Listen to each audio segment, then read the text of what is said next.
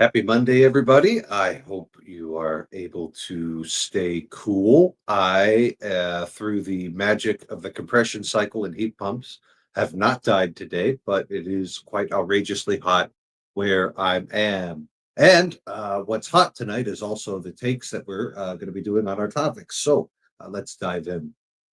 For those of you who are also fans of the Navigating Patterns YouTube channel, you may have noticed one that came out, I think, probably a month ago now, about this idea of momentum. What do we mean by momentum? What is this? And he explained it quite well on his channel. This idea that when you get a certain body of people, a certain group of people, all moving in the same direction, that starts to take on a force of its own, uh, all its own. And you can see this in a very simple way. Um, if you're ever watching a sports game, momentum's a huge thing in there. If the momentum suddenly swings to one football team over the other, they're going to start playing better. The other team will be disorganized. Timeouts can be used strategically to try and check the other team's momentum. Sometimes a hockey team will have a goalie that gets hot.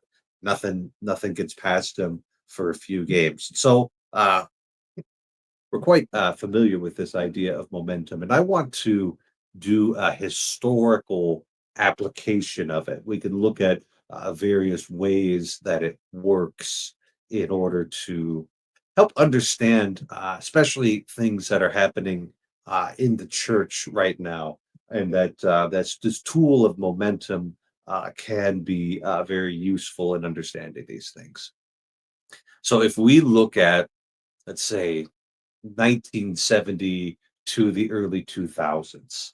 Uh, the Second Vatican Council and those tasked with implementing it, and those who were excited about implementing the liturgical changes, had the momentum from 1970 through the early 2000s. Uh, they were running all the major institutions. There was general consensus that this was a thing that needed to be done, and it was a good thing, and that we would be moving in the right direction. Um, there was very little support for the traditional Latin Mass. It was a very fringe sort of thing through the 1970s, the 1980s, the 1990s. It was very commonly associated with people who maybe were having trouble with their relationship with the hierarchy. And it was very small and very scattered in all sorts of different places. So we don't see much momentum for the traditional Latin Mass worldwide, although the people who were dedicated to it were very dedicated to it. It would be the only way to survive under those circumstances. We come to the election of Pope Benedict the 16th, and we come to 2007 and the uh, promulgation of Summorum Pontificum.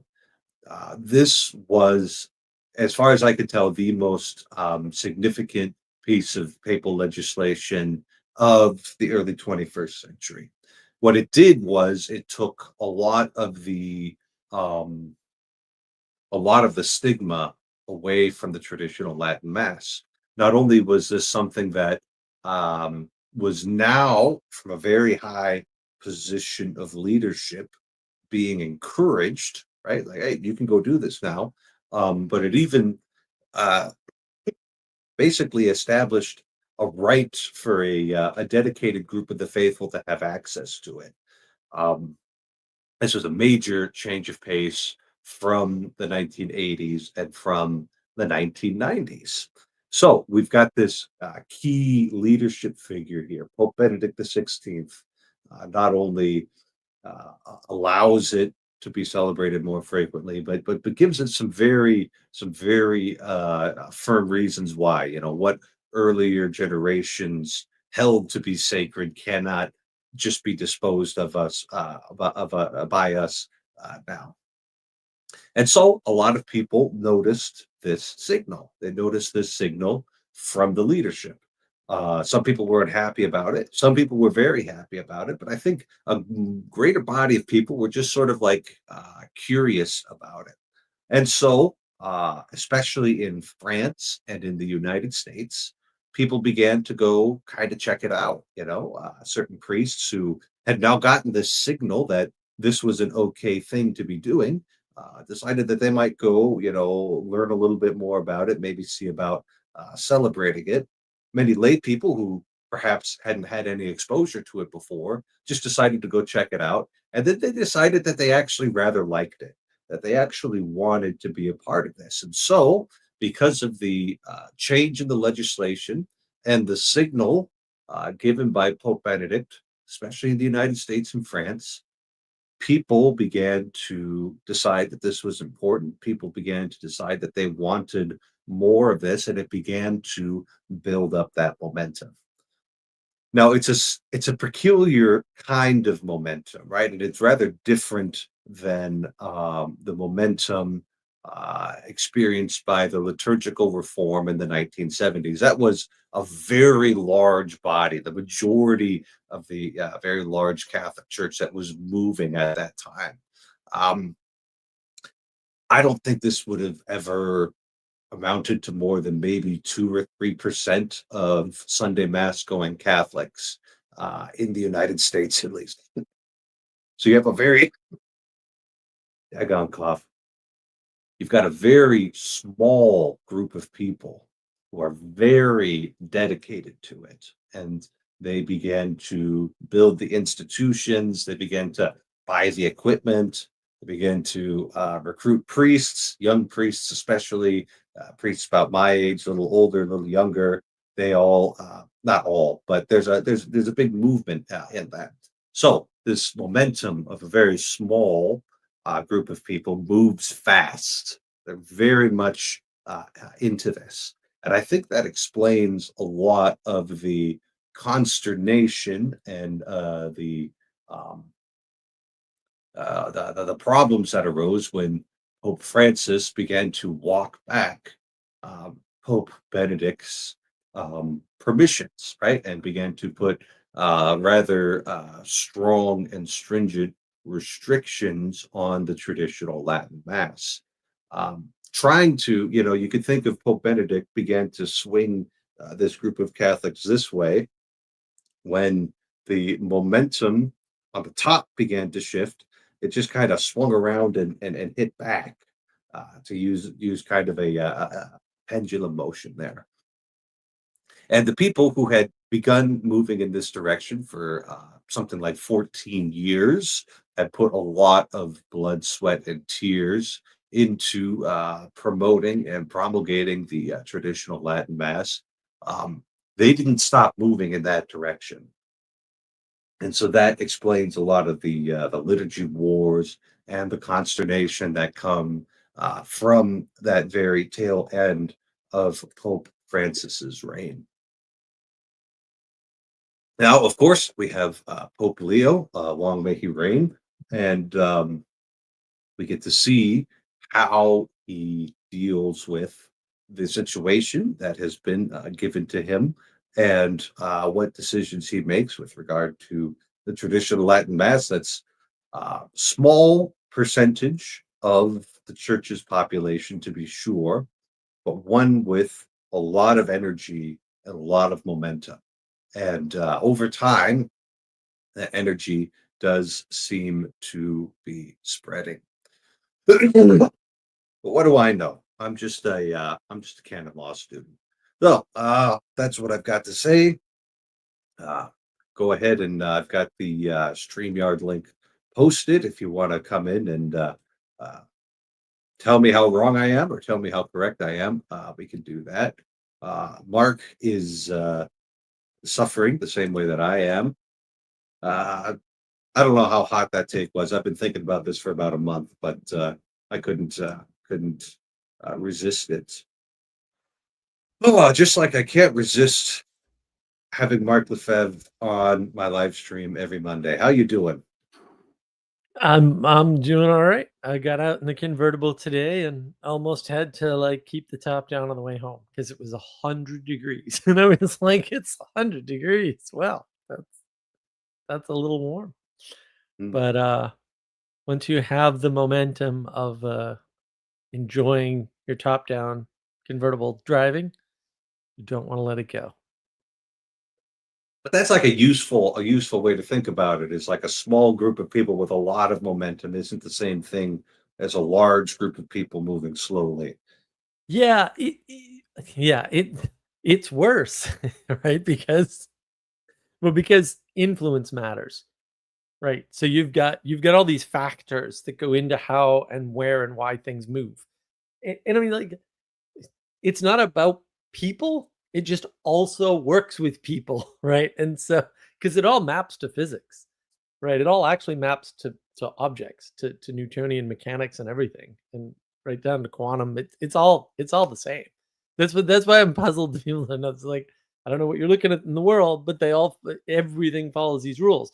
So you're gonna have a large mass of energy with very little influence, but that can just bowl its way through and then create, generate something, right? And then that influence spreads. Kind of that looks like bottom up. A lot of people talk about that as emergence. That's a crazy way to talk, so don't use that term. Um, so you can also have one guy at the top, and he doesn't need very much enthusiasm. He can just write a document, very dry, right? And that has way more force, at least in the beginning. But then once the mass, which is the most of the people, starts going, that's when momentum like takes over as its own. I like the way you described it, right? Like, yeah, all of a sudden, where there wasn't a thing, there's a thing, and it's momentum. It's not like autopoetic or any nonsense. It's not verbiage you might use garbage. The crazy Mhm. way to talk about the world. You mean momentum, because that's everybody understands. You can understand momentum. You can grab anything. Like, oh, it takes energy to stop it when I'm pushing forward. Yeah, Mhm. there you go. Mhm. So different things cause the momentum, right? And momentum, because it's wrapped up in mass, it matters how things spread within the system. So when things spread from the bottom up, they just take more energy. And when things spread from the top down, they take very little energy, but a lot of organization, right? In other words, if you wanted to change the mass, you'd have to be very specific about how. And the more specific you are, the more momentum you'll get with that change. But there's already a momentum because it's from the top and everyone's looking up. Right, right. So, right. Whereas if you want to, like make a change in the church and like assign your own bishops, then that you need a lot of energy. You need to convince a lot of people at the bottom before you Mhm. can do it. And the next thing you know, you're schismatic. So because the top may not, right. That's always the danger. Like you can start something new, but you might get cast out, and then that momentum will continue. That's what a schism is. Mhm. Right. Mhm. It's momentum that couldn't be integrated. And so it gets split off. And once you sort of understand those very simple, this is what bothers me. These are very simple principles. Once you understand them, the whole world makes a lot more sense, and you can see what's going on, and you can do it in geopolitics. I mean, one of the things I've been playing with is, what is the momentum of France, right? Because one of the problems we've had is that we're following sort of things that come out of France still, and France has been a failed state since the revolution. So who know? Like, why are we having treaties at Versailles? Like, first of all, Versailles was clearly a mistake, so you shouldn't be Mhm. doing anything there because that place is corrupted by virtue of its existence.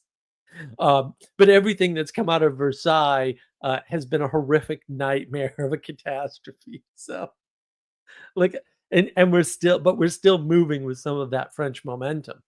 The Statue of Liberty, right? The Eiffel Tower, right? It's French cuisine, such as it is. I mean, really, do I they know mean, how to eat? if you take like your average American and say, "Hey, what's a really cultured nation?" Yeah. they're going to say France or maybe Italy. Right. Right. Yeah.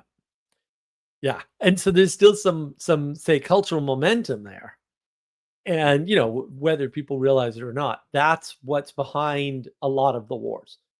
Right? Like protecting the interest of France. Oh, Vietnam, anyone?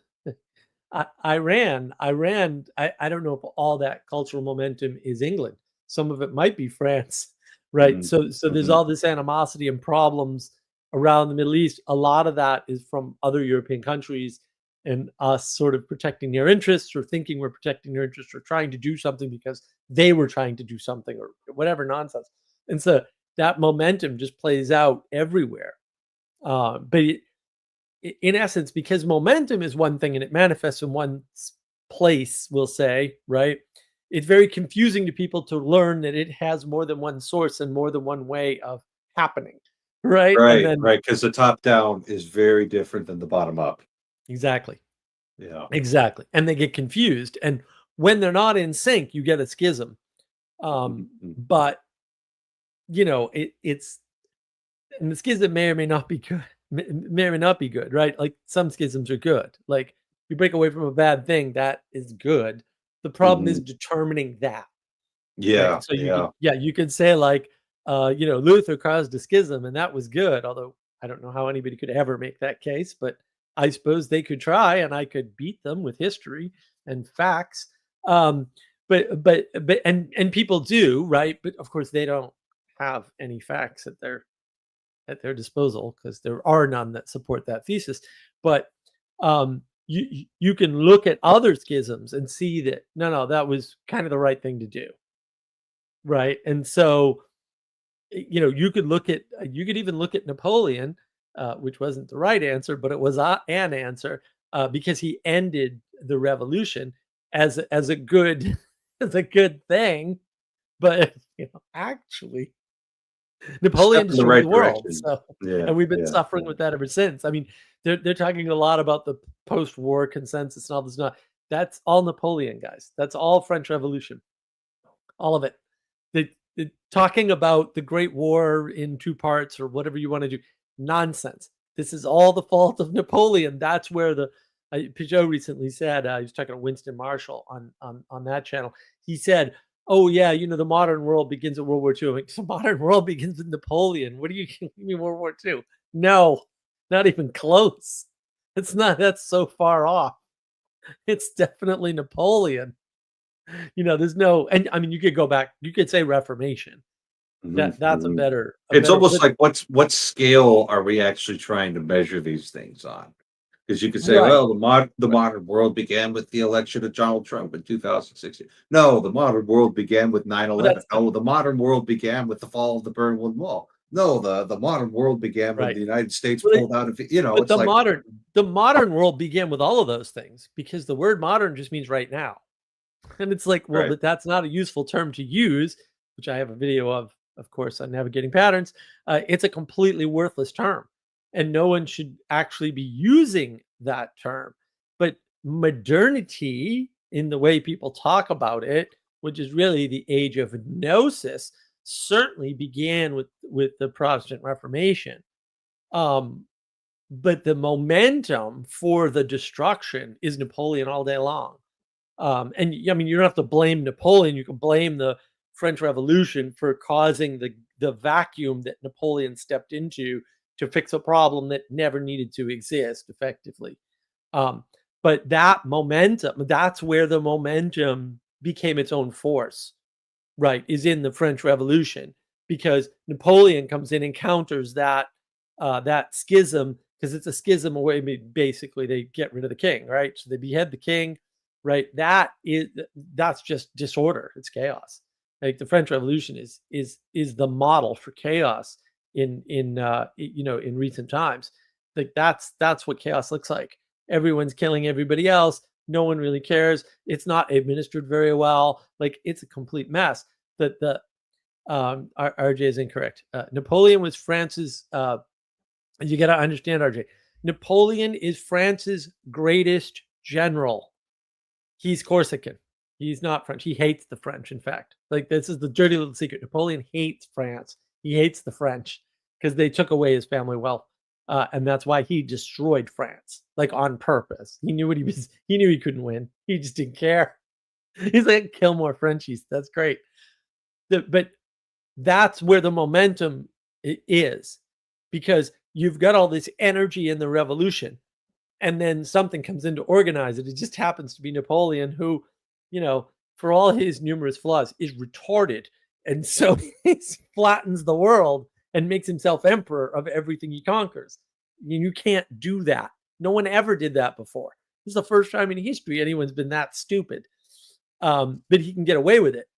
And then that momentum is now directed towards what we would call modernity. So that's the point. You could say, again, modernity started with the Reformation. Sure. Think the age of Gnosis. Sure. Absolutely. But it gains momentum when it gets organized with Napoleon, who's an ultra organized person. He's a precision cannoneer. That's how he gets his start. So that's what he does, is, he starts that rolling. Now, I would not say Napoleon's sin was identifying against at all, actually. I think the problem is Napoleon's fundamentally innocent and did nothing wrong. It's just that what he did so poorly that it set the bar. So you've got this momentum of France as the center of culture of the world. Fair enough. It's hard to argue. Back then, it's impossible to argue. It's back then, it's everybody between would that just and say, yeah. Italy. But they wouldn't have said Italy's weird, right? Because there's no Italy. Everybody's following the Roman model. Yeah. Right, but Rome fell, and nobody knows why at that point, right? And everyone's like, well, right? And actually, to be fair, they probably understood why Rome fell better than anybody does today, but nobody quite knew like why, right? And then what happens is, because France is the center of culture, and because they did this, everybody's following that pattern. We're still following the French Revolution, Napoleon pattern. That's still what's it's a fight, basically. And the way the French Revolution, Napoleon pattern, if we're all still following that, it's worthwhile to focus in on that and get a good idea. So the French Revolution is this chaotic uprising. It's partially a rebellion against the church. It's a partially rebellion against the king. It's a flattening and a modernize, flattening. And we come up with the metric system at this time. Everything's going to be rational. Everything's going to be scientific. And as it turns out, man does not live on logic alone.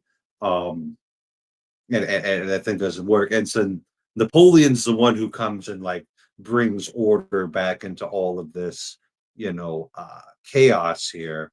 Right. But it's not a stable order, because he spends 30,000 lives a month. Right. I mean, it's more sort of fundamentally important at some level, because he takes the center of art and culture and beauty and imposes unreasonable order on top of it. Right. And so, and yeah, you could say, well, he didn't do that first or whatever. I don't know or care. It's kind of irrelevant. But why? Well, it's the resentment of the noble class. Well, what caused the noble class to be resentful? Actually, Versailles. Just Versailles. The whole Palace of Versailles thing is that's the thing that destroys France. And so again, like, it's born of, like, it is a corruption born into the world. And that's what we need to kind of get rid of. So in the past, the order was Rome, and the art and culture was France. Right. And that was fine. Like, everything was fine. And then France flips, and, they try to impose order and lock down the language and create the metric system. Was probably the worst idea. No Protestants allowed. Oh, if you say, I don't know. Yeah, that was so there was an edict of toleration of the Huguenots. I'm going to say it like an American, in like 1580 something. And then in like the 1680s or 90s, there was this decision that we're just not going to have Protestantism anymore. And it wasn't like perfectly executed and evenly executed because like there were enough where this was never going to be a pretty thing. But it was like illegal to be a Calvinist for a while. Ooh, And let's do that that created, again. yeah, well, that added to the resentment right there. Like even people who were like, "Man, I don't like this French theology, but like, do Mm, we really need to exile this many of my neighbors?" You know, at a certain point, it's like this isn't worth the cost mm, for what it's doing. And then there was the oh, I can't remember. It was a particularly spectacular miscarriage of justice. Voltaire was quite influential in getting the sentence overturned posthumously because they put the guy on the wheel. Um, so there was like there were multiple avenues for this resentment to be building up against the church, which was very closely aligned with the monarchy. Um, and was beginning to imitate the monarchy's excesses, we could say. mm. Right. That would have been important. Yeah. Yeah. Yeah, and that's where all this nonsense is born of. So you can see, so usually when they say like something emerges, what these people are talking about is a momentum that now has, quote, a life of its own, right? But that just means a lot of time, energy, and attention was put into it in a structured way, and it's following that structure sort of on its own, right? And it like even John Vervaeke talks about this, well, a tornado and and I'm like, do you know how a tornado happens, John? Because if you knew anything about the weather, you'd know right away how this works, and then you'd realize your error, which is to say, when things are organized, and organization can come randomly as it usually does, um, that is when these things look autopoetic. But that's not autopoetic. It's just momentum within a structure. Like once you have a structure and you put time and attention into it, bang, you get momentum. Now, how much and what kind is, like I said earlier, that's a different matter. And those aren't Mhm. the only two factors. Those are just two main factors that you see in the world. But until you understand hierarchy, because what happened in France was a revolt of the noble class against the king, which Mhm. is kind of screwy, and sort of ruined everything. Now we could make the argument that it's England's fault because it is, but that's a different that's a it's the misunderstanding of what happened over there, and this uneasy relationship between the Continentals and England, Mhm. which nobody Mhm. talks about. Right. It's not just a war, right? It's not just like a battle where France owned England and England owned France and this nonsense. And that those are squabbles at the top over land. Like there's actually just wealthy people arguing over which piece of cake they're going to eat, actually. Right. We see it differently because when you look from below, it looks like this, squabble over like rights or land territory. They didn't think of it that way at all, like at all, right? Because they're the upper class. They're more concerned with, um, you know, who has access to the type of food, right? Like seriously, these people are drained. Spices. We want spices from India. Right. Yeah. Right. Yeah, we want control over this city because there's a port, and it's just like, oh, I don't know what, we can't even think that way. And that's part of the problem. I don't know if you get a chance to watch Zardoz yet. It's a wonderful movie. This is all in there somewhere. The whole movie is all this stuff. It's rather brilliant, actually. So I curious about the repetition of the pattern where we've got the chaos of the French Revolution, the rebellion against the top of the hierarchy being followed up by an unstable and unsatisfying flat order. you've said that Yeah. this keeps on repeating itself. Let's take a look at a few of the repetitions so we can hone in on the pattern itself there. Sure. So you can look at all modern quote nation or country building, drawing lines on map. That's all a repetition of this is Napoleon does. Like he just invents a country.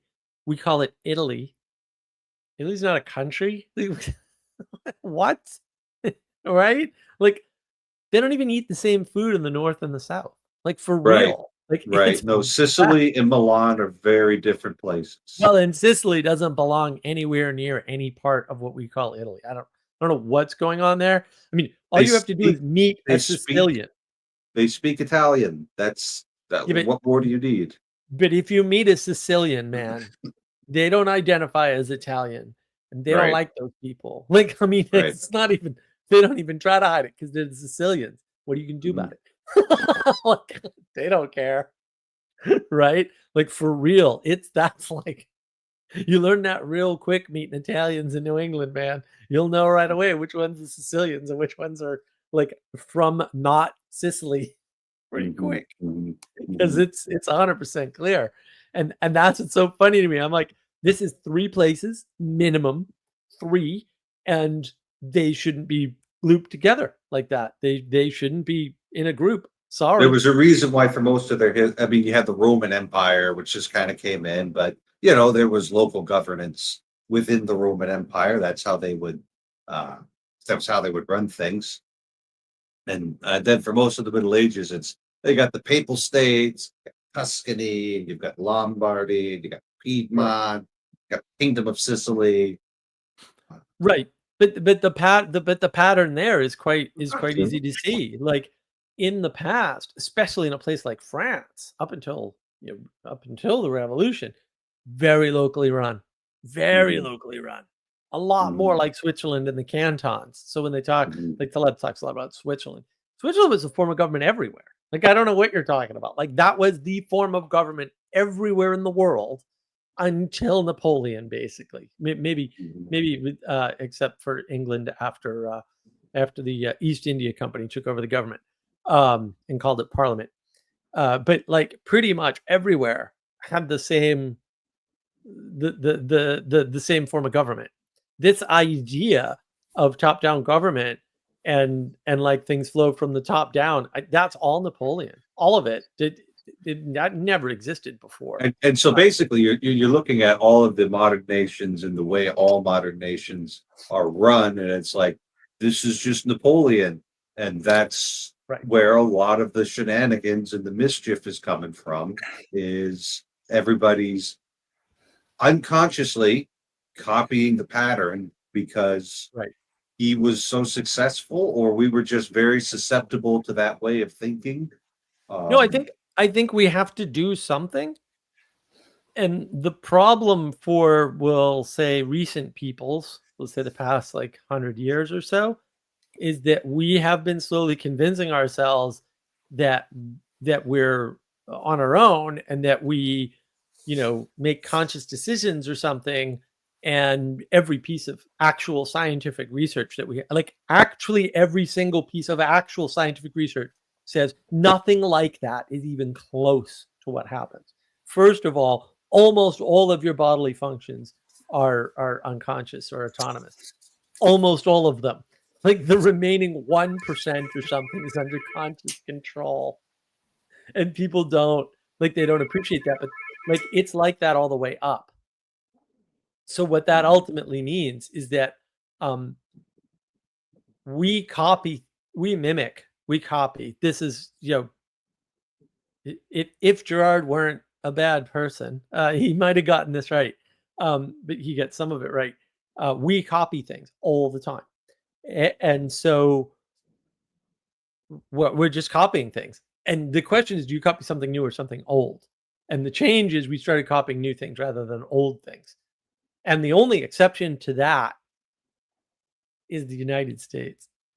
And that is what is so fascinating because we Pre-French were Revolution, pre-French Revolution. So we couldn't copy the French Revolution. It hadn't happened yet. right, but we also didn't copy the English. That's the fascinating part. They made a conscious decision of, we have to get rid of the king and we can't have a king, but we need to have a king. Like, we still need the top-down control structure. How do we do that? And so they bifurcated the government into two parts. And see, that's the thing that people don't realize. So what happens later is everybody tries to copy the US. No one's even come close to trying to copy the US. They just think they have because they're dumb and they did their best, right?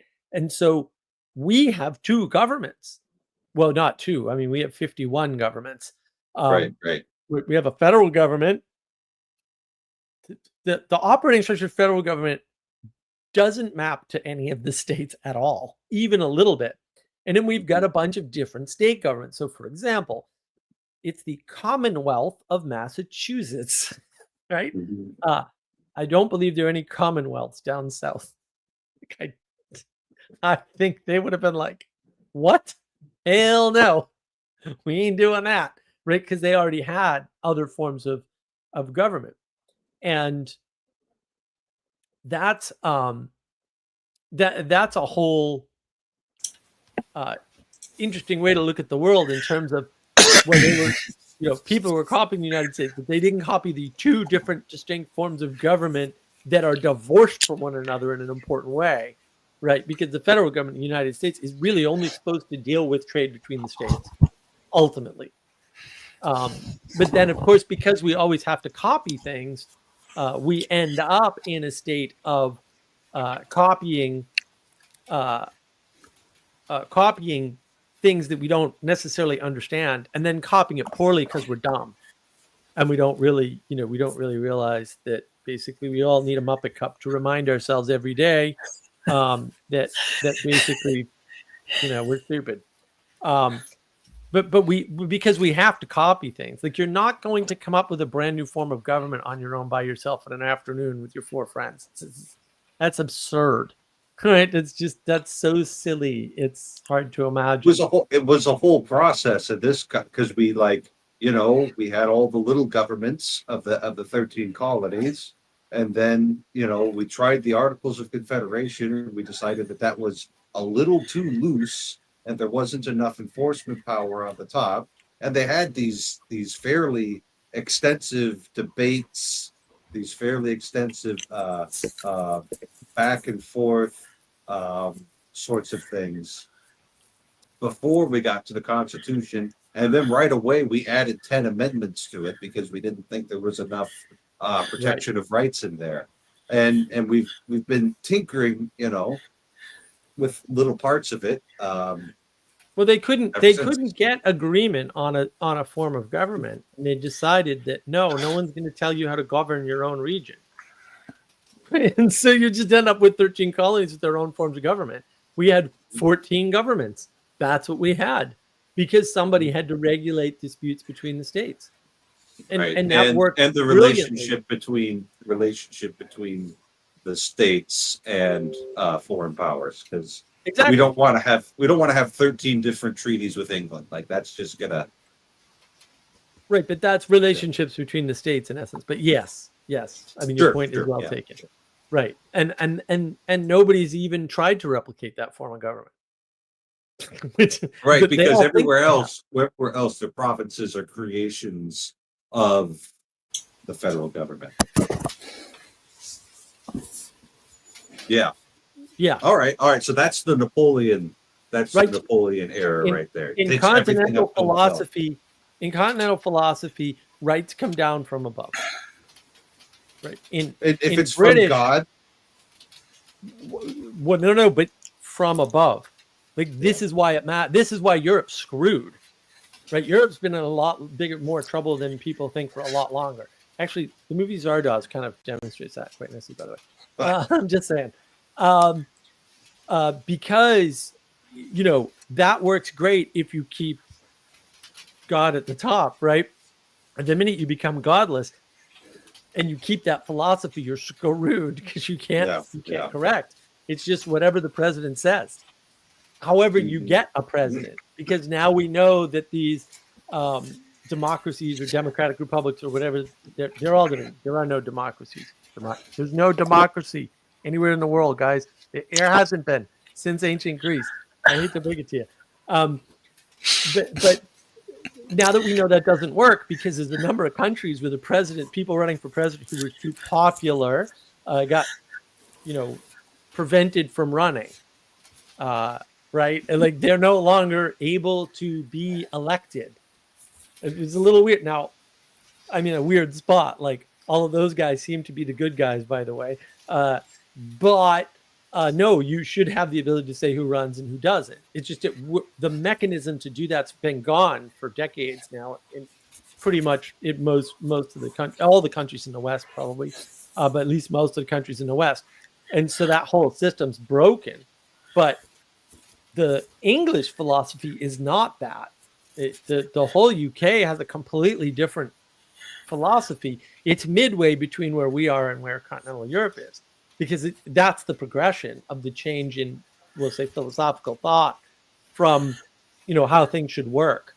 So it's not like top-down power from above, which is the European continental way of thinking, is wrong or anything. It's just not good enough for what we're in, we'll say, for the changes that have been made. Because top-down power from above works great if you have Christendom and government.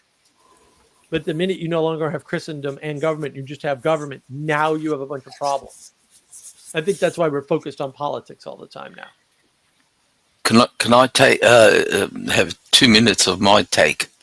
Sure. On the history, all right, and I'll give a bit of a pushback, and I'll give a Catholic historical perspective. To put it in a nutshell, and I'm highly critical of all the schism churches and Protestant philosophers and people and countries, including the United States.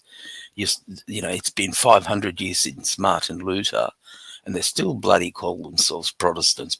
Stop bloody protesting. When are you going to stop protesting? Now, putting it in a historical perspective, everybody calls later Middle Ages or Middle Ages Dark Ages. No, it wasn't Dark Ages. It was a beautiful hierarchical position where you've got the temporal power being unified in a prince or a king. Then you've got the clergy, the intellectuals, the start of universities like 9th century, Oxford, Cambridge, what's the name? The French one,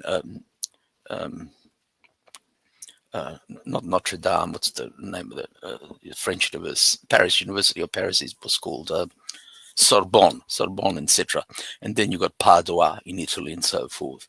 But it all starts in the Middle Ages. So the Catholic world, you got to understand, you were born in a village, you died in a village, you never ventured more than 10 to 15 k's or miles away from your village. You married a girl next door or a girl down the road in the next village. Everybody heard the church bell. The church or monastery was your hospital, was your pharmacy. When you went on a pilgrimage from one town to another town or a city, you traveled, you stopped over at a hotel called a monastery. So everything, the social security system, you got to understand, of the Middle Ages. And it's not, they call it it was a stable ages. The reason they call it Dark Ages, because everything was so in order, so hierarchical. Everybody know their position and station in life, more or less. 95% people were peasants. They'd never watch electricity, sewage. They toiled the land. So it was a static society till we come to the so-called 2 or 3 factors began. Intellectual revolution started off, I would say, with Immanuel Kant, Voltaire, Montesquieu, David Hume, Feuerbach, blah, blah, blah, blah, blah. And it's both the continental philosophers and the British or the Anglo-Saxon philosophers. And I hate their guts.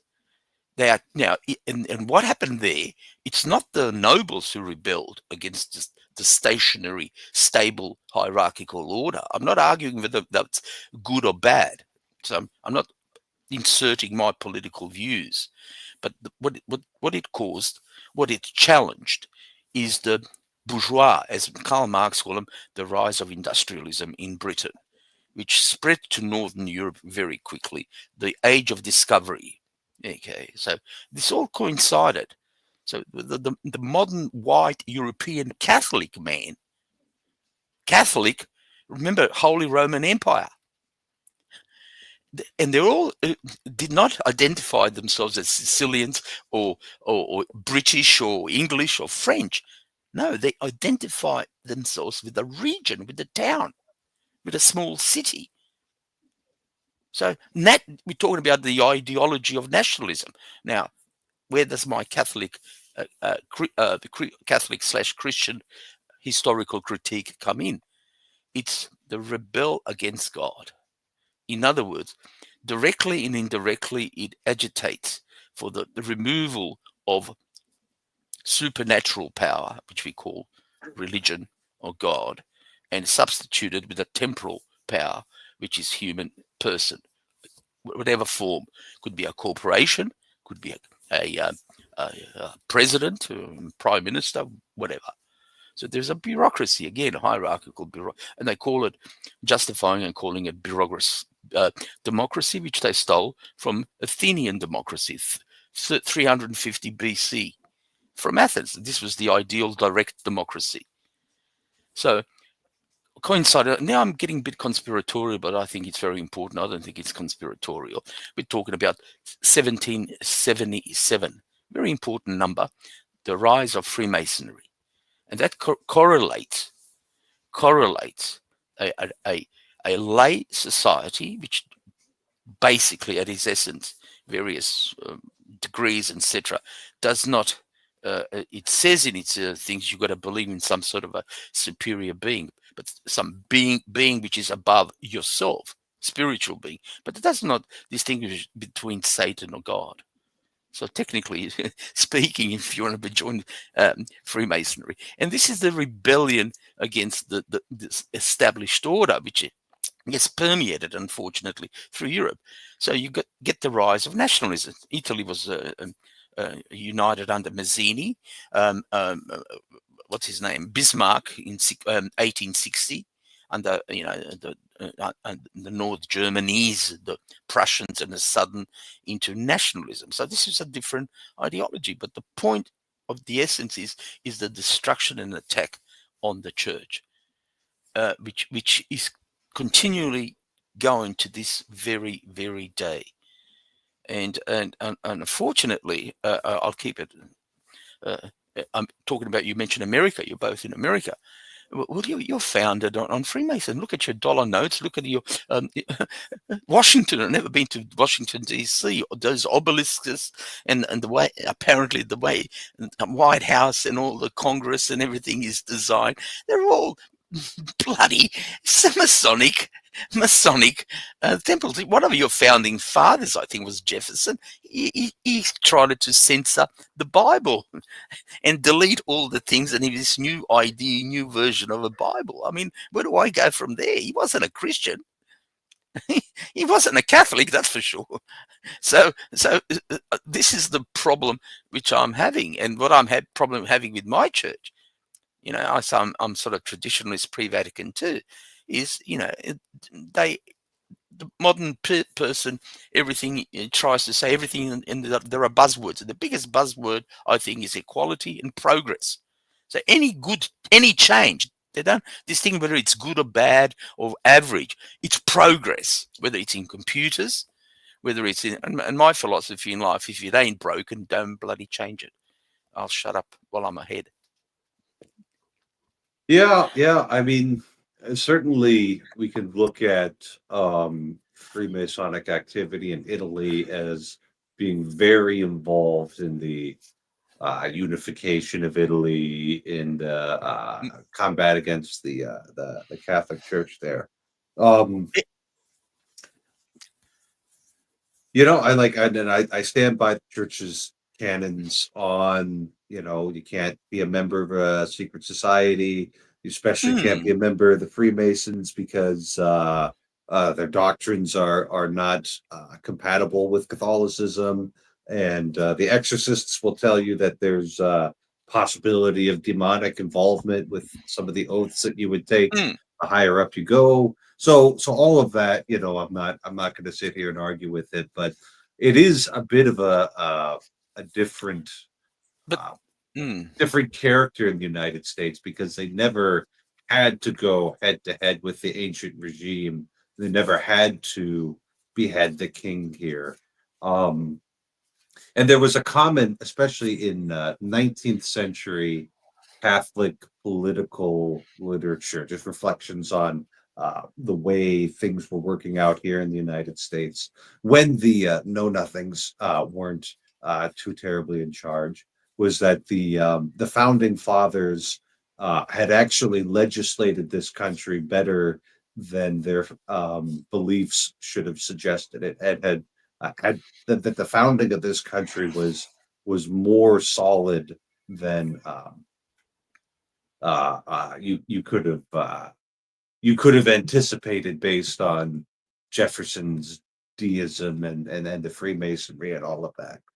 Now, all of that held true when there was the WASPs running everything and a certain level of biblical faith, frankly, being Right. enforced publicly. And then once that broke down in the 1960s, then the Right. the well, the floodgates were kind of opened at that point. Yeah, I mean, we the get our Freemasonry from England, like directly, like mm. because that's where the founding of the country is. It's from England, and Mm, so we inherited it from. But they were great builders, and they built great things, and they didn't mm. infest the United States with because they couldn't with their belief system. So that was quite fortunate. But that was one of the benefits, right? It's like, okay, why did we have the First Amendment initially? It's like, well, Congress shall make no law regarding the establishment of churches because we wouldn't be able to agree on which church should be the established church. They're going to Right. want to have the Puritans up in Massachusetts. They're going to want to have the Episcopalians or the Anglicans, down in Virginia and South Carolina. Who knows what they're going to do in Vermont? I think that place has always been a little wild. So it's kind of one of the benefits of trying to stitch a bunch of very independent colonies together into United States is that nobody really gets to be that in charge. Um, Right. at least in theory, you know, there's plenty of history to suggest otherwise. Appalachia being consistently underrepresented in the federal government, which has created no shortage of animosity between Appalachia and the federal government.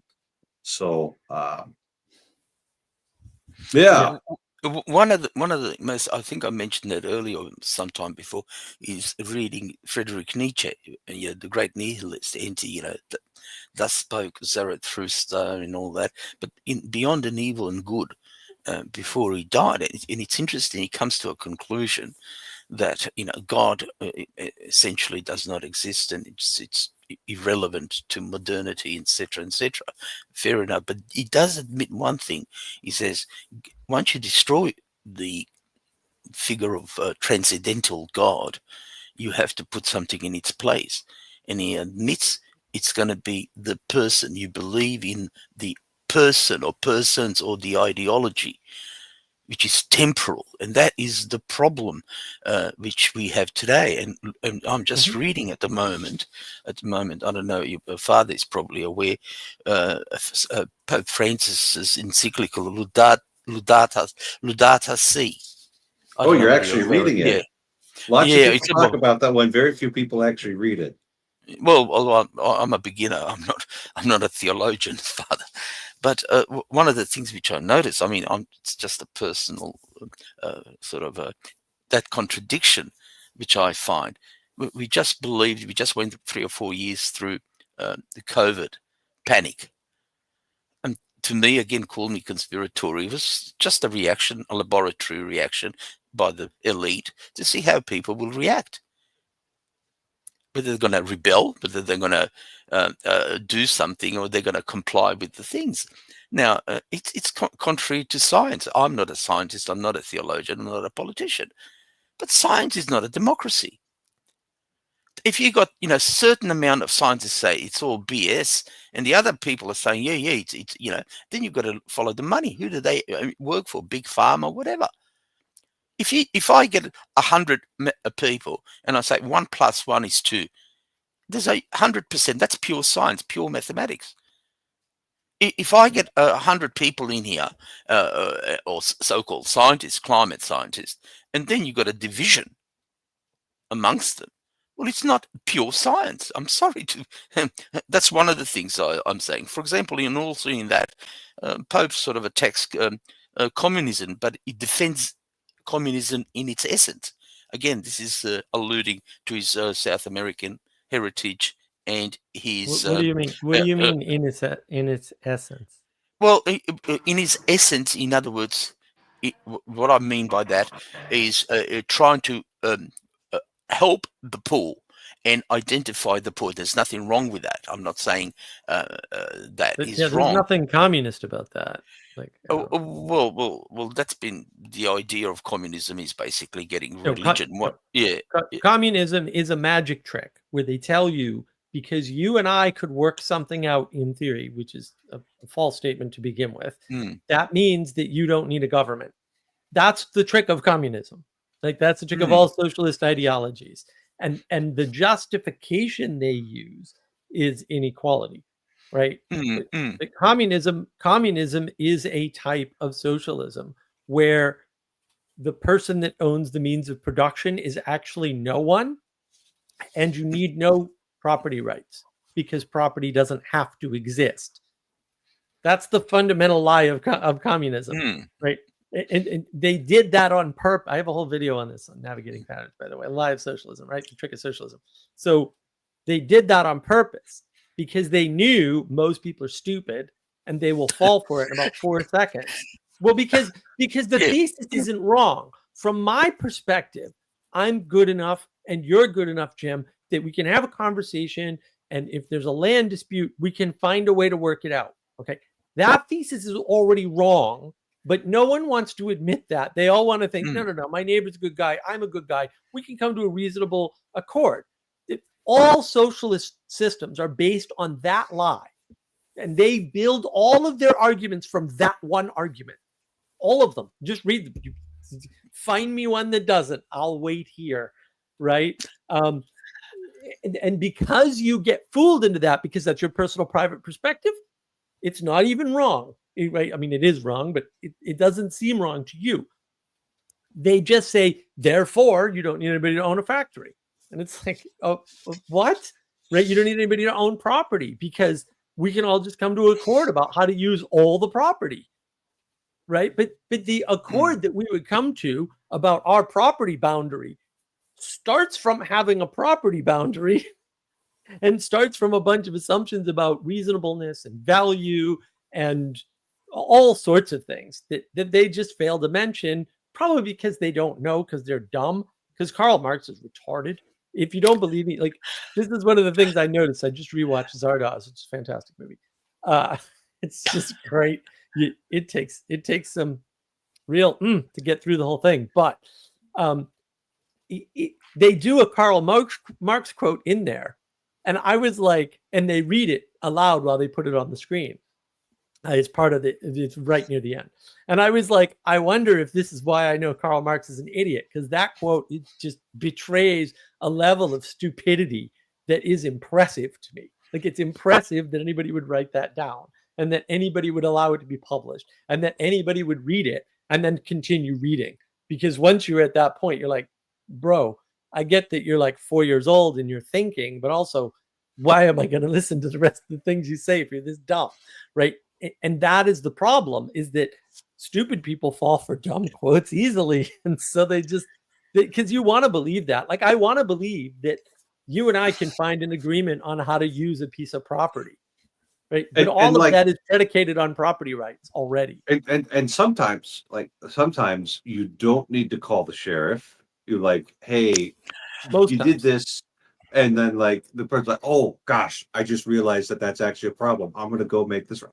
A lot of people like actually just kind of live that way, but you can't count on that in every case, because sometimes it's actually like, well, you did this. And it's like, well, yeah, but and then we've got to figure out how to handle the well, yeah, but, and you might need an external mediation between your two viewpoints, which is where we have the sheriff and the judge and other people looking at these things and all of the things of governments, because even people who would like to cooperate sometimes have things that they're not able to resolve on their own and need to go up. So Well, yeah, and well, I was actually going to ask Father Eric, to Mark's point about agreeing on how to use property. Do you think you would be in agreement with the point by Friedrich Hayek about spontaneous order? Basically, the Hayek's point that basically the dispersion of knowledge means that, like, in order to have a functioning social system, you people need to have decentralized systems of power in order to come to agreement in economics. I mean, I'm not sure if systems of power is the right way to think about it. It's more like, hey, I've got this skill, and I need help with this. Could we do a little bit of bartering here? And you don't need to get even money involved necessarily. It's like, Right.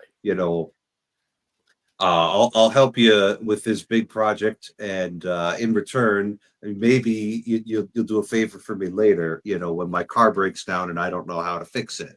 So a lot of these things, you could think of them you could think of that as like decentralized power, but you could just think of that as just regular old cooperation and exchanging favors, and that might be a better way to think about it.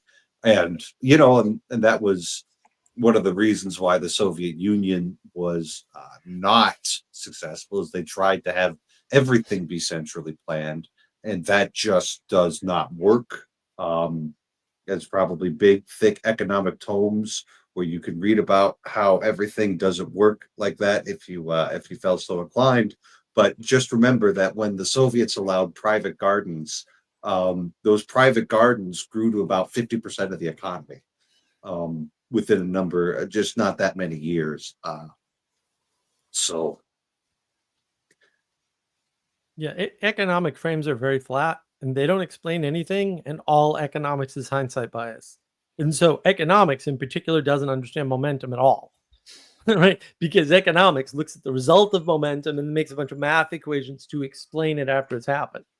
But this is why, and Nassim Taleb talks about this in his books. You should read them all. Like, all economists are basically frauds, except for there's a few now that he's relented on. But fair enough. Like, I think Dubner, actually, in particular, the guy co-wrote Freakonomics. These guys, for the most part, they're frauds. Like, all of their predictions are all wrong about everything all the time. And just, I don't know why but that's part of the momentum of listening to smart people. Right. And we'll say directly, the only people who should be listening to experts are leaders. Everybody else shouldn't even think about an expert. Like, because you can't judge if the expert's correct or wrong, or a good expert or a bad expert, or if when they're talking, their expertise might be right, but their advice might be horrible. Like, you can't tell as a non-expert. By definition, that's the difference between you and the expert. Right. And so you listen to the expert makes no sense at all. Right. The person that should be listening to the expert is the leader, because the leader should be taking responsibility for the decision. And so how their decisions are informed should be up to them, because it's their responsibility. And that way you don't have to listen to the expert. And that solves a lot of problems, right? It solves the problem of expertise entirely. Expertise goes back into the background. I have a whole video on academia that I just put out recently, which sort of explains, like, academia destroyed itself. Like, I think the votes are in on that. And once you kind of understand that momentum, you can sort of understand, oh, it's not so much, we'll say that the Freemasons like started a nation building project, because in the United States, Jim, unbeknownst to most people, if the Freemasons wanted to have a religious state, you can. And there's nothing barring the states from declaring a state religion in the US. Nothing at all. The states are free to do so. That's just talking about Congress, the other government.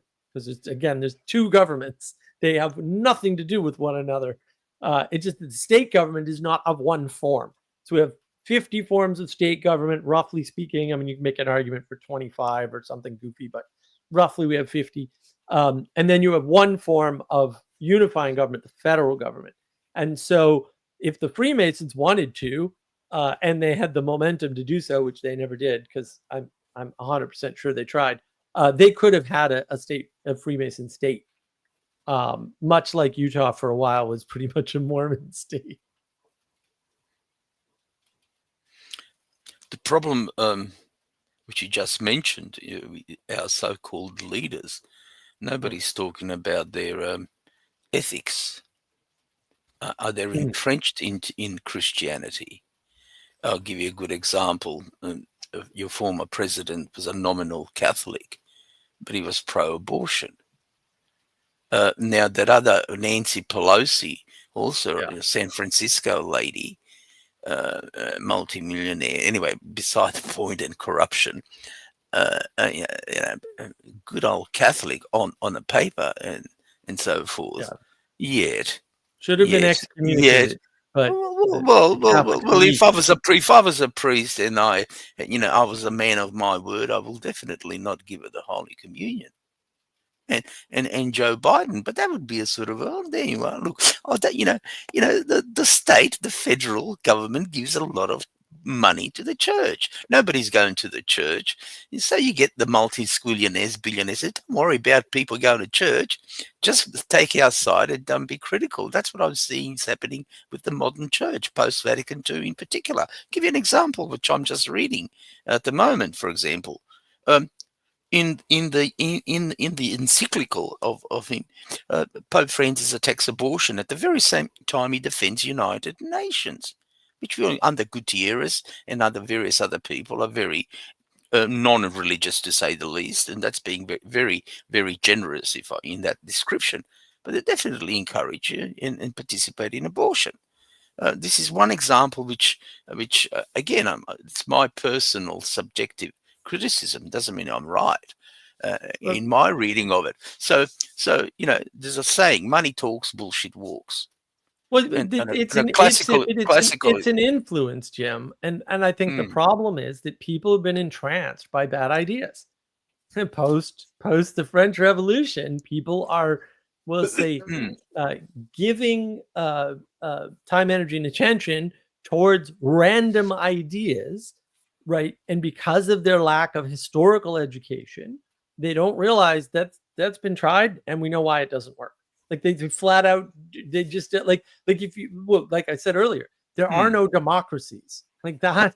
That was I'm not arguing democracy was in ancient Greece. Yeah. Right. Absolutely. But see, people are so poorly educated, or at least informed about history, that they're entertaining ideas like somehow like we're spreading, quote, democracy to places.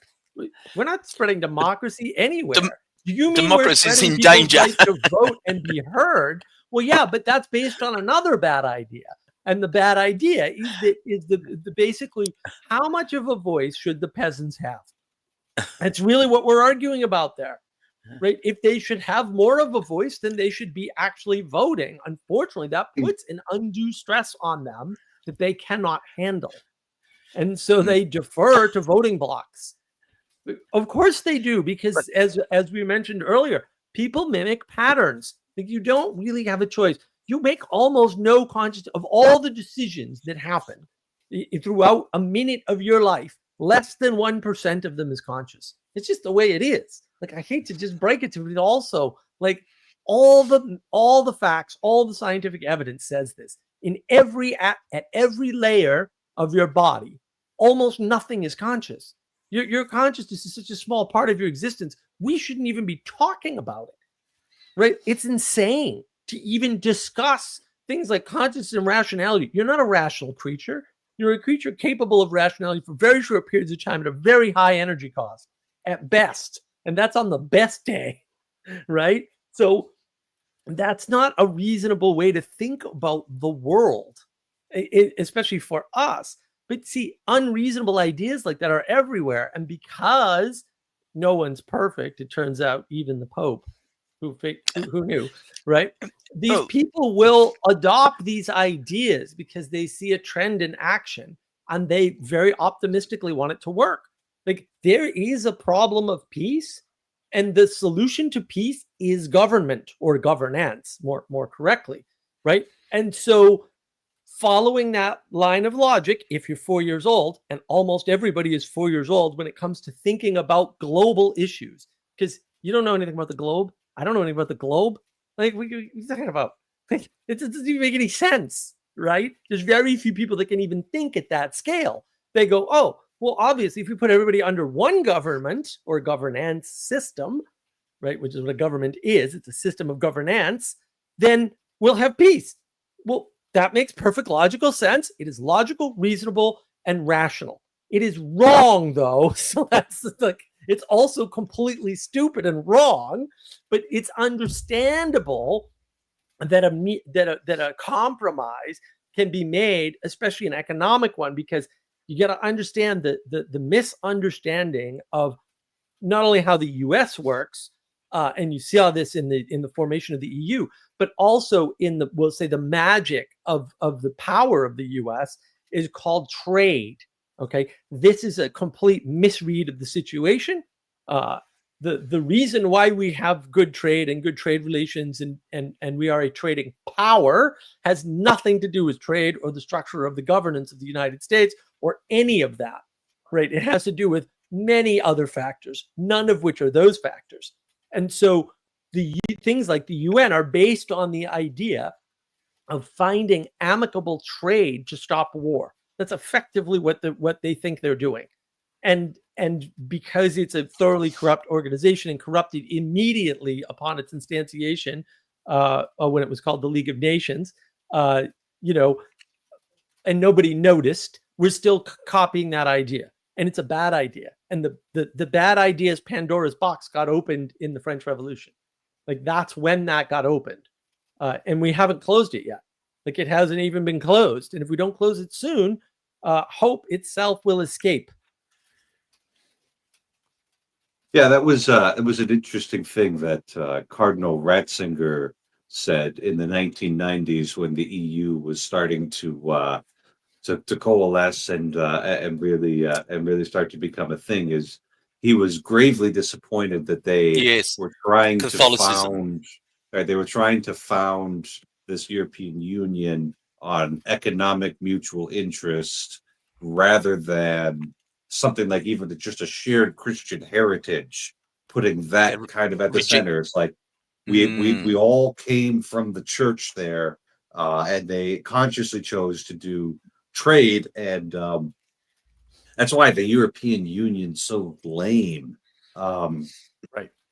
Because but it's no longer trade; it's political. It's faceless men in Strasbourg. Those two things are unelected. But that's the problem. Those two things are not separable. In order to have amicable trade, you need governance, and in order to have governance among trading nations, you need a government that's over all those nations.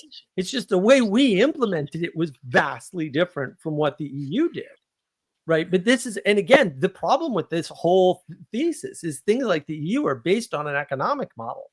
And economic models are all wrong. They're all hindsight bias, and they're all completely incorrect because none of them have a driving force. They don't have why are people doing this trade? Economists can't tell you that. Economists can't explain even something that is purely entirely economic realm like Bitcoin. Economists can't explain anything about Bitcoin at all. They're all completely lost. Now, I'm not a Bitcoin fan. I think Bitcoin's stupid. But like, they can't explain that. And that's the most purely economic thing that you could analyze in the world right now. Because talk about it's all fiat. Literally all data. It's not even data. It's just bad electricity. Well, I was actually going to respond because you're saying that like all economic models, it seems in your view, are wrong.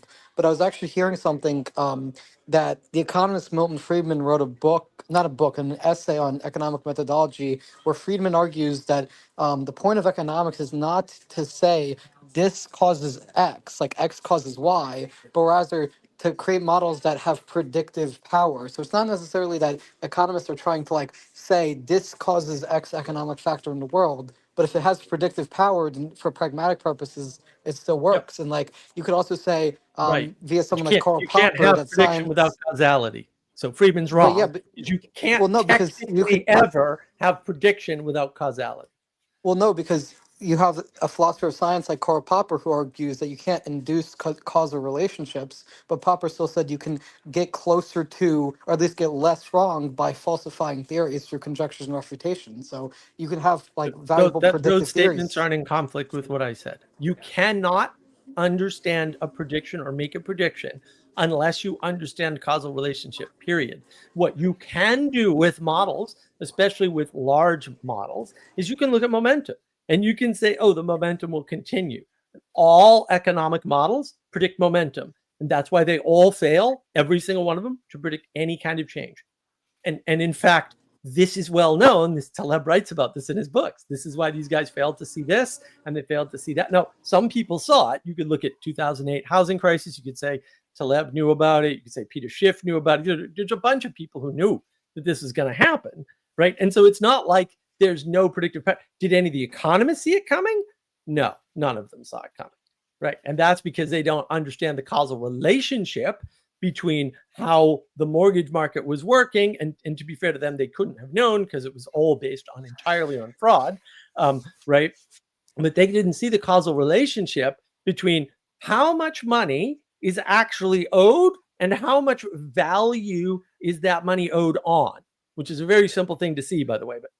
And there were people that saw that, right? They were like, wait a minute, why is there $12 trillion of mortgage debt on $3 trillion of mortgage of actual housing?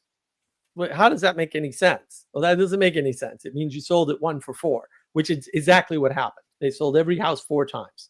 That's technically that happened. There's no question about that anymore. You can see it in the data. Did the economists see it at the time? No, because they don't have causal models. And so all they can do is talk about momentum and the fact that momentum is real. Or they can watch my video and then they'll understand more about momentum than you can by taking an economics course. And my video is much shorter than an economics course. So you're never getting patterns. And speaking of Karl Popper, I think he would make a fundamental flaw if, and I haven't studied him in depth, but if he took the scientific method as the paradigm of how human knowledge works, then that's a house built on sand right there, because you can only manage the scientific method with an irritating and asinine quantity of rigor, which still has to have error bars on either sides of most everything that you're doing. And most people don't think like that. The way our thought and our cognition works is much more intuitive. And as Mark has pointed out at least 3 times on this stream already, a lot of it driven by unconscious factors that are not explicitly in our control. So basically, citing Karl Popper in an argument isn't going to work here. Good guy on science. Well, I I mean, just the brought him up scientific because method is Mark correct. brought. Well, but I was just bringing it up because Mark was saying you can't have. I mean, correct me if this was a mistaken understanding of your position, but that you can't have predictive models without causal relationships. And if That's that's your correct. position, I'm saying, was that That's that's correct. correct? That's mathematically And certain, but sure, go on. but I'm saying that I mean I haven't studied him in depth, but from the lectures I've heard that discusses Popper's theory of science, which is adopted by modern day scientists, he believes you can have predictive power of models if they haven't been falsified after a certain amount of time, but there is no causal induction going on because there's no causal relationships you can be certain about. To my understanding of his philosophy of science, I mean I haven't studied him in depth. Again, Yeah. that's false because of momentum. Like what that means is that you can predict the continuation of something, but you can never predict when it will change. have you actually made a prediction or have you made an observation about the world? No, you've made an observation about the world. In other words, you can say gravity will continue. Oh, okay. I don't understand the cause of gravity. I've made a prediction. At some point, however, that prediction will be untrue, and there are conditions under which that prediction also isn't true, right? And you can break gravity without understanding the causal relationship of it, but you can't predict it. For example, there are gravity anomalies all over the surface of the Earth. We have no idea what they mean or how they happen.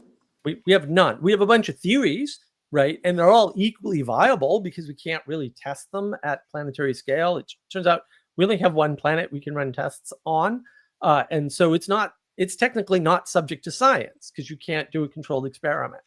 Right now, you can make guesses based on controlled experiments of smaller scales, but we have had very little luck with that. So, for example, you could say there's dark matter in the universe, or you could say it's MOND, and that's modified Newtonian dynamics. And so modified Newtonian dynamics fix the same problem as dark matter. And there's no way to test either of them, by the way, at least not at this point. Now, we may get a way to test MOND or dark matter, but we don't have one. Right? So they are equally likely hypotheses about the discrepancy in Newtonian dynamics at distance. One is dark matter, one is MOND.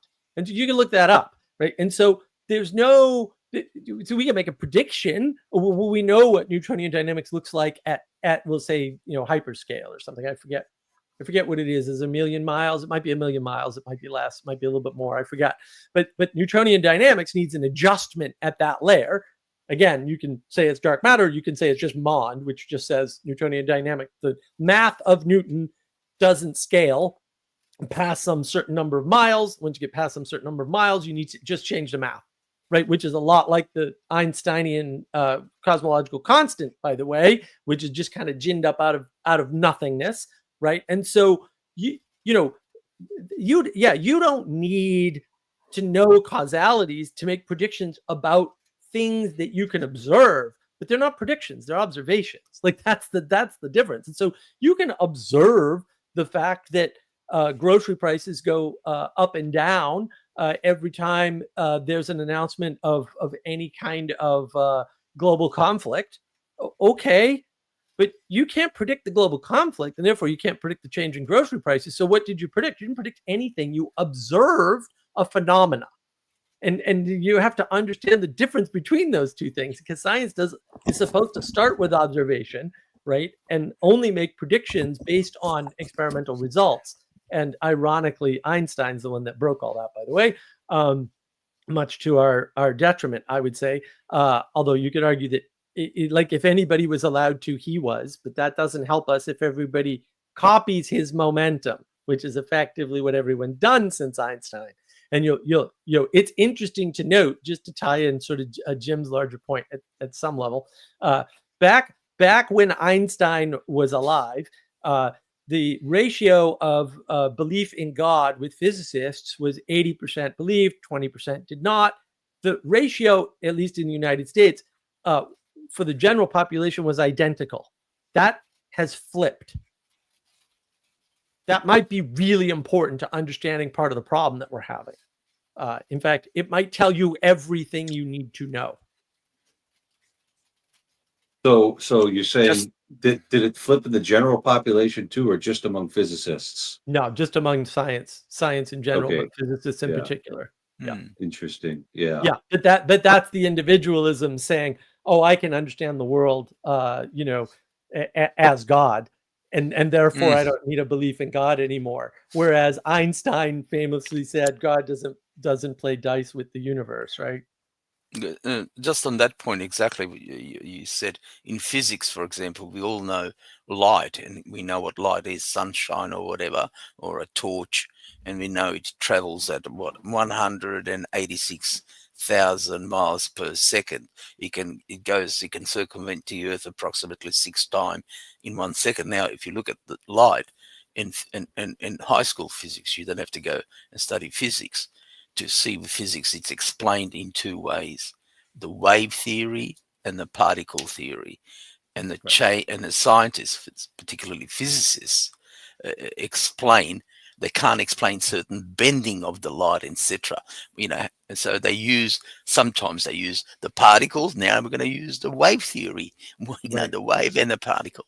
So it's one of those things which they can observe, like you said, and it's there, therefore, but we don't know the essence of it. Even the pure And it's not the scientists. sort of thing. It's not the sort of thing that our minds can really experience, right? Like Exactly. a photon does not exist at a human scale that we can interact with. We can interact with a huge number of photons or one big wave coming at us, right? And that's a scale. But it's a level of matter where when we're talking about particles and waves, we're fundamentally using an analogy to try and understand how these things work from things that do actually exist on our scale. And so if I understand the quantum mechanics, it's sort of like whatever's going on, it explores all the possibilities, and then when it finds the most efficient one, all of the energy goes there, and all of the other routes that it took are discarded. Right. And so that's how you get like the wave, because it propagates out like a wave, but then all of the energy is discretely transmitted. And because of something about the speed of light, like the energy from the perspective of the individual photon is transmitted instantly, and your eye and the light bulb are actually the same place if we could inhabit the perspective of a photon. All of this say that matter at that level just exists in a fundamentally unfamiliar place. And someday science will return to the thought of Aristotle and understand that potential, while real, isn't actual yet. And when you start to understand, and they're already talking about this with electrons, and it's like standard high school textbook is like, well, we don't know where the electron is, but we have this probability field within the influence of the That's right. nucleus. It's like, oh boy, it seems like whatever an electron is, it's more potential than it is actual. As you move up the ladder of being, right? Like you get enough statistics on your side. Maybe that's one way to think about it. Or maybe it's just more real. You get something that's just a little more solid, has less potency, more act on the different levels. And maybe that keeps on scaling up past the human level. But that'll get us well beyond what our minds are capable, because we could at least potentially come up with a mathematical model for those things below us. But those things above us, that's complicated. Can I ask a question? I digress. Did you go in a procession of Corpus Christi? Unfortunately, the parish that I'm staying at this summer does not do that. We had actually this Sunday or last Sunday, after the 10 o'clock mass, there was a procession around. I'm a big fan. I am a guest here, so I do not have the capacity to organize this. But the biggest one was at St. Mary's Cathedral. Archbishop Anthony Fisher went through the city, etc. I didn't go to that. I went to my local. I was very happy to see that the Pope did it on foot. And when the Pope, like John Paul II, crippled by Parkinson's, like I understand why he's not going to walk a mile with a monstrance carried out in front of him like this. So we'll let them do the trailer, right? But Pope Leo, 68 years old, he's feeling up to it. He 69. Walked a mile. 69, sure. Walked a mile, holding on to the monster. Those monstrances sometimes are a little heavy. Yeah. But anyway, I'll change the subject. We'll get back to the subject I just asked. That's the open mic. It's the same subject. What rules the universe? What is the organizing principle? Right? Yeah. And it is tricky when you talk about things at scale or even try to understand them. Somebody tweeted out like, because I was saying, you know, that science has a poor definition of life, you know, through consciousness. And somebody said, "What's a better definition of life?" And I was like, "Yeah, just go live it. Like you don't need to. You can just live your life. The definition of life is the last minute that you're alive. Then you'll know. Then you'll have your answer. Just You wait can it also out. observe it, like have something that's alive and then You kill won't. it, You and then won't. observe the difference, and that's life. That's the difference right there. Well, yeah. No, don't. Let's not encourage that behavior. Yeah, I mean, you can observe something, but the definition of life is in its living, and it doesn't exist outside of you being. It's like basically the definition of life as such and the definition of your life are the same, and they are culminated in your death, and we don't know before that. So there you go. Problem solved. Then you don't have to worry about defining something that it makes no sense for you to ever talk about, especially because you're wasting time in talking about it instead of participating in it.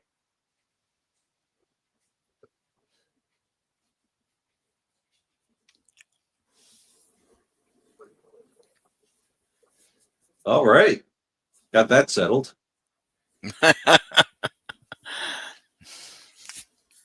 And what does cool kid Kirk study? I'm in high school, but I'm I'm also doing dual enrollment in a community college for finance. Good man. It's like 20% of the American economy now, so there's apparently room for it. And you know, when you're at that age, you should just try a bunch of different things out to see which of them stick. And you like numbers,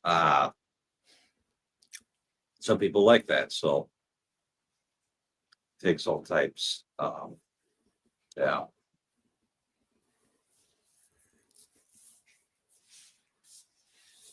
Man, anyway, what's the other interesting topic? Come on, Kirk, you kick it off, please. Um, Anything. Father, how have you been doing recently?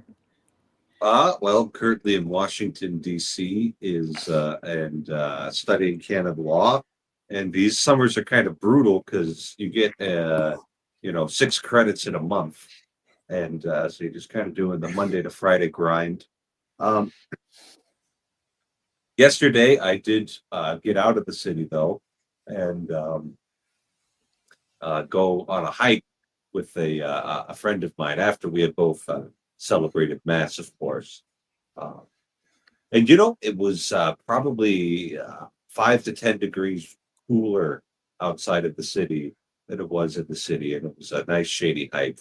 So that's what I've been up to. I'm a little frustrated that I'm having trouble finding sources for my thesis.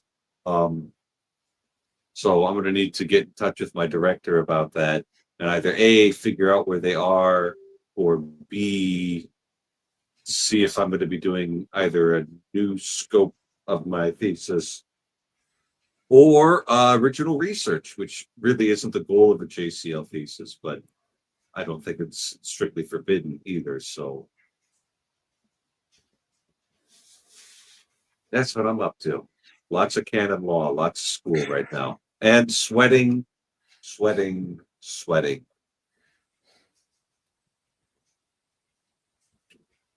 Must be very pleasant in Australia right now with It is the very winter coming in.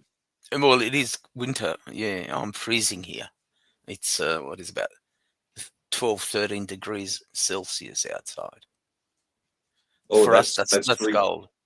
Okay, No, not Fahrenheit. It's Celsius. I know. If that qualifies as cold for you, then just It does. buy It another does. sweater. Yeah. Well, it's I actually it's dreary, sort of rainy showers, rainy no, outside. well that can do it. Mm. That can do it pretty good. Once it's wet. Mm. Water, man. Yeah, It's in the everywhere. wrong place, it's no good. Belongs in the I ocean with the I was whales. making fun of one of my classmates today. He's from the Archdiocese of Miami, and he had a cardigan on. And I'm like, Alberto, how are you wearing this? And he's like, well, as you see, it's cotton. And I'm like, and he says if he doesn't have long sleeves on, he gets sick. And that's when I realized that he was where he belongs, right? Archdiocese of Miami. And I'm where I belong, Diocese of Fargo. And God's creation just contains all of this beautiful multitude within it that both of us could be happy where we're supposed to be. So yeah. That's funny. The cardigan, it's almost had the top down today because it was 100 degrees is right there. 100 degrees Fahrenheit is right on the line. I'm like, that's right about where I need the AC, man. But it's too tempting. The last time I had the top down in the summer, it was 104. And then I was like, no, we're not doing this. Too hot. Too hot. Even if I drive the car really fast, it's way too hot. But That'd be like 40 degrees Celsius. Yeah, about that. Yeah. something crazy. Yeah. I personally prefer cooler weather, but it depends. It also depends. Like, I can withstand hot weather if there's like good air conditioning. I mean, Yep. Any of us can. but but when the only thing about cold weather that I prefer warm weather over cold weather in the sense of swimming. Like I prefer the fact that I can swim in warm weather, and not cold weather. But other than that, cold weather is generally better for me, at least. See, my philosophy is you could always put on another sweater. Right. Right. Like we could just keep on layering. And from an engineering standpoint, heating things is much simpler than cooling things. It's like burn something or use resistive heat. Both of those are very, a gas heat exchanger is a little bit complicated. But we've kind of figured it out, so it works pretty consistently enough to be dangerous. And resistive heat, now that we have an electrical grid, is dead simple. You just don't overload the wire so it catches on. So anyway, And that's basically just I have similar reason too, but it's just that swimming, you can't really like heat a pool in the same way.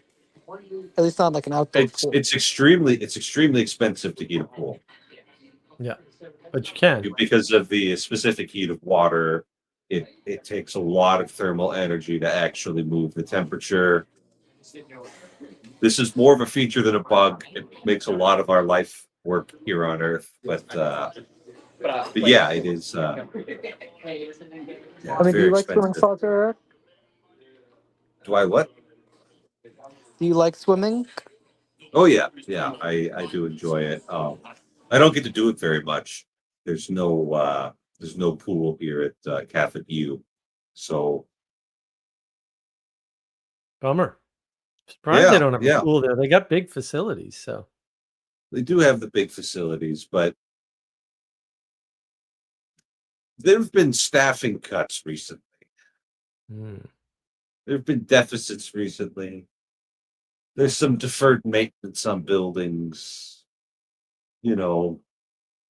It's feeling the same pinch that a lot of universities in the United States are, where people are no longer valuing their services that highly, and they're not getting near as much money. And so rather than dropping the price, they're just cutting things.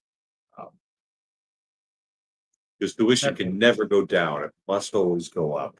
must always go. Well, that's yeah, it's interesting. I mean, they dropped tuition in Massachusetts years ago, but for the students, the taxpayers, like, the costs went up. Like the total cost of the university went up. but they were giving out more grants for tuition, basically. I think So professors at CUA haven't gotten a pay raise since 2006. ooh. Yeah. Yeah. It's this is the university that's I don't know the exact relationship with it, but it was founded by the bishops. So Mm. Well, we went to a nice. We went to the shrine of Our Lady of Guadalupe there in, I think, Wisconsin, and that yeah, was you know who built that? one bishop. One bishop. I don't remember the guy's name. Cardinal Burke. Oh, Yes, really? Burke. Right. Yeah, and he built Yeah. that shrine. It is a magnificent shrine, and you know Oh yeah. the wooded hills of Wisconsin are basically perfect for Yep. for that sort of thing. It was a nice. It was a nice walk. It was a nice 2-hour break from driving across the United States. Yeah. Yeah. And that was also when I learned that Chicago is a never-ending sprawl that includes Indianapolis. So once you know that, it changes your view of the Midwest entirely. Oh, Chicago doesn't end. It just spans the northernmost part of 2 states. And you need to go through the Right. 3rd state to get anywhere away from the Chicago blight, basically. But yeah, very strange. I was not expecting that. I was not expecting to stay near Indianapolis and like not have a very nice hotel. It was fine, but also it's like you could tell this is not a great place to be in general. Yeah, I hate driving through Chicago. I don't hate it as much as driving anywhere in Washington D.C., but it's still unpleasant. Yeah, yeah, there was some traffic and stuff, but it was nice to stop in the middle and get out of the car and go on this little pilgrimage up to the church. That church is gorgeous. Like, you look at the church from the outside, you're like, oh, what a nice building. You get inside and you're like, oh my goodness, this place is huge. It doesn't Yeah, look that big from the it's outside at all. And you get in it and you're like, I think I'm gonna get lost. Like this is, and it's got all these first class relics all around it too, like 8 of them. Is this a Catholic university you're attending, Father? You doing your yep. It's the only canon law faculty in the United States. all right. And Yeah. most of the professors are lay or Um, teachers or it's priests. it's kind of balanced between priests and lay. It might be trending more in the lay direction just because we're starting to run a little short on priests. But the dean of the canon law school is a priest, and I've had multiple priests as professors. Um, so, but yeah, a lot of the priest professors are aging, and the professors who are replacing them are laymen. Laymen, Which right. like instructing in a university is a perfectly suitable thing for a layman to do. So it's not that terribly unfitting. Yeah. Yep. Yep. It's a pretty good education. I think the most important classes are being taught by the best professors. So that's good.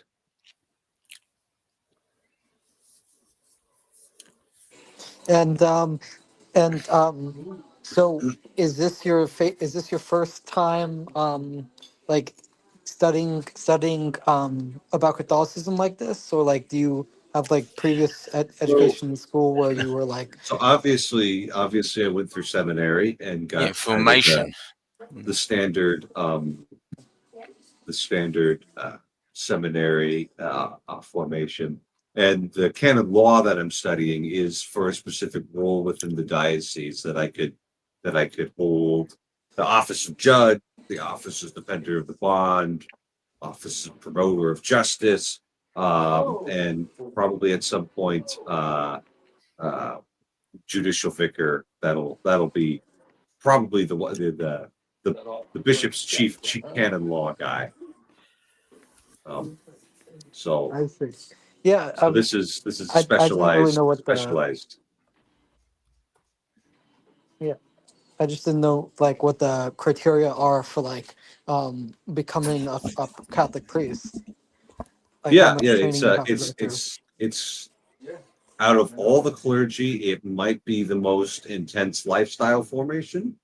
Um, so I did 8 years of seminary, and they've actually added on another year since I graduated. So it would now be 7 years if you come in with an undergraduate degree and 9 if you don't.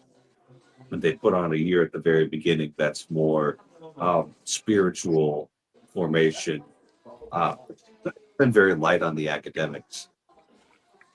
So yeah, and it's a very sensible way of doing things. First, because most guys are not ready for this job at the age of 22. If we were to put them through a 4-year program, they start at 18, end at 22. You just haven't reached the level of maturity consummate with the responsibility that you'll be undertaking. And because it's also expected to be a lifelong commitment, not something that you should be taking on lightly. That you have an extended formation process, not only for you to make sure that this is something that you're ready to commit to, but also so the church can observe you over time and ensure that you have the appropriate qualities where we're not certain that this guy's going to be a disaster. You can never tell 100%, but there's ways Yeah. to stack the odds in your favor there. So it's a rather long process. We call it the calling. Right, a vocation. Yeah, and may I ask an unrelated question about canon law, Father? Sure. What does the canon law teach about recreational drug use and medical drug use? Like, what are the parameters for when drug use is acceptable according to canon law? Yeah. I'm not sure that that's specifically a domain of canon law ordinarily. Um, so and there's a close interaction between the church's canon law and moral theology. So in a sentence, for instance, I could cite St. Thomas Aquinas's moral theology and or a noted and reliable a manual of moral theology as evidence to support my legal arguments. So there's a close connection between them. The bishop in a particular, so there's no universal legislation on these things.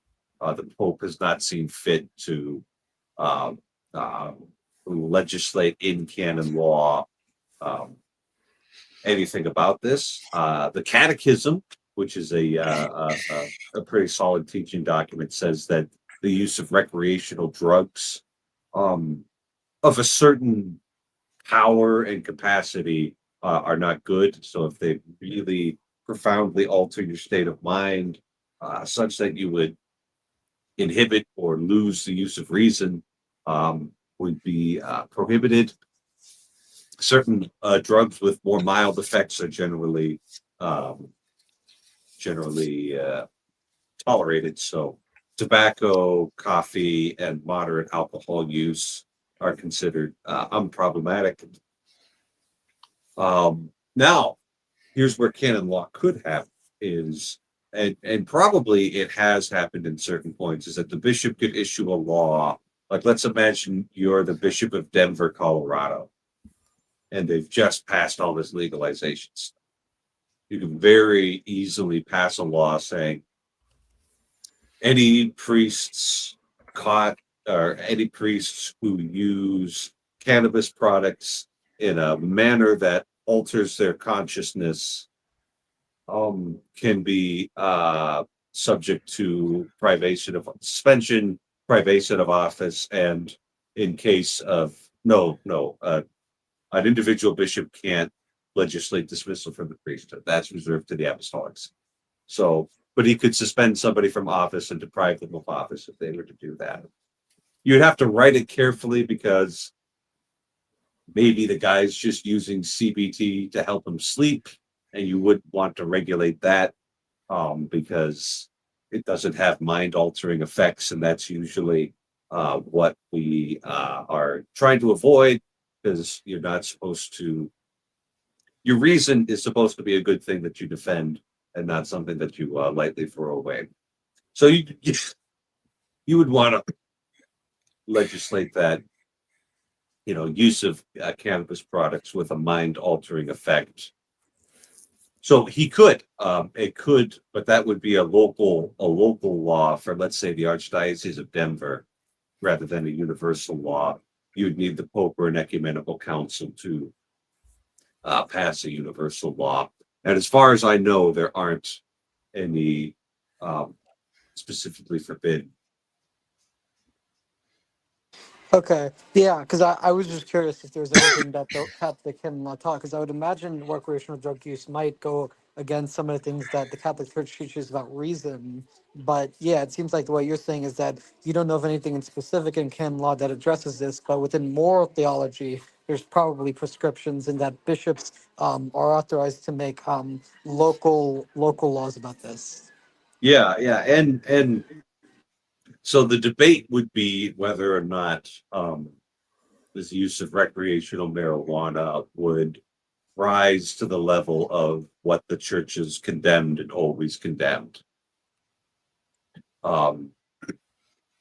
So that's, I don't think it's much of a debate. I think the majority is kind of like, it's not good, don't do it. And I think there is some evidence that to suggest that the regular use of marijuana can increase the chances and occurrences of other mental disturbances that can cause or can occasion paranoia and those sorts of things. And it yeah. So yeah, and the Ixnon here points out that mind-altering effect is a funny vague phrase. Canon law loves that because laws are supposed to be general and abstract and applicable over multiple places. So there's a certain level of abstraction that's actually built into this. They're not procedural tyrannies, but a lot of people wish they were. That's why You they need go to have to legal. room. You need to have room for the judge to say, That's right. you know,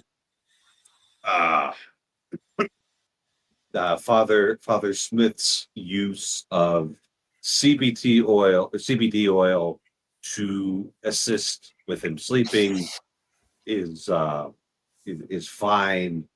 Um, it doesn't really rise to the level of something that we need to be legislating.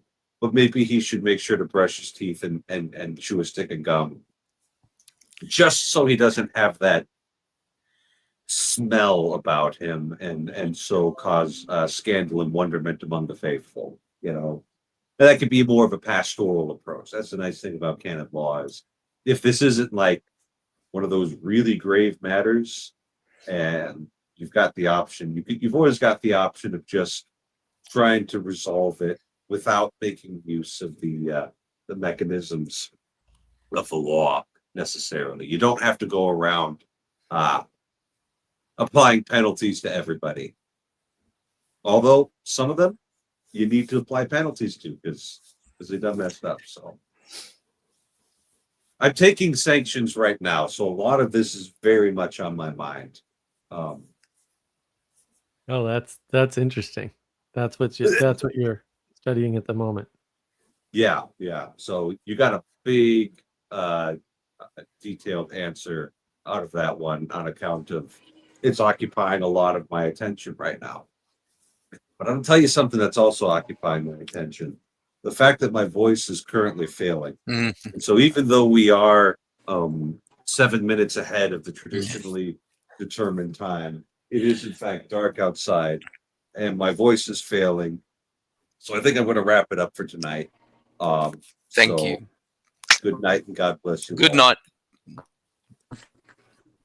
Right.